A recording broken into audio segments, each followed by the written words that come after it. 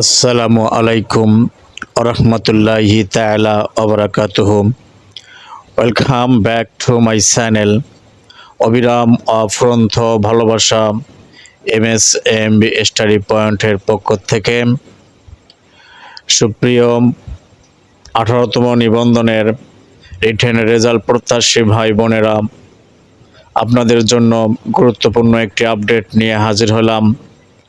ভিডিওটি এতটাই গুরুত্বপূর্ণ যে আপনারা অবশ্যই এই ভিডিওটি স্কিপ না করে সম্পূর্ণ ভিডিওটি দেখবেন, আপনাদের উপকারে আসবে। এখানে জানার অনেক কিছুই রয়েছে। আসলে ভাইভাতে কি কি কাগজপত্র লাগবে, কি কি কাগজপত্র আপনাদের সঙ্গে নিতে হবে, এই ভিডিওটি দেখলে আপনারা তা অবশ্যই জানতে পারবেন আর নিজেকে এখন থেকেই গুছিয়ে রাখতে পারবেন। So let's start me.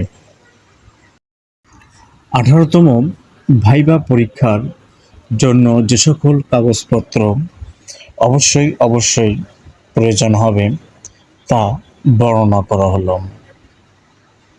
Number 1, ভাইভার জন্য মূল প্রবেশপত্র নিয়ে যেতে হবে, অর্থাৎ লিখিত পরীক্ষায় টিকলে ভাইভার জন্য নতুন করে প্রবেশপত্র দেয়া হবে, তার সঙ্গে নিয়ে যেতে হবে।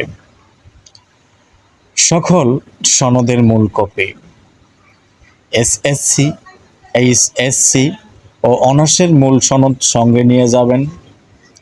মাস্টার্সের সনদ লাগে না, তবে আপনি চাইলে তা সঙ্গে রাখতে পারেন, রাখা উচিত।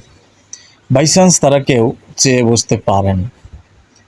SSC, HSC ও অনার্সের মূল নম্বরপত্র বা মার্কশিট সঙ্গে অবশ্যই নেবেন।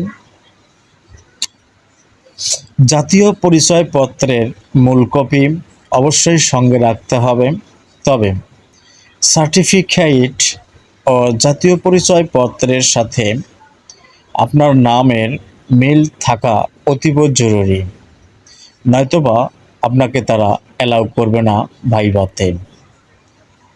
এখনও যাদের এই সমস্যাটা রয়েছে তারা দ্রুত এটা সমাধান করে ফেলুন।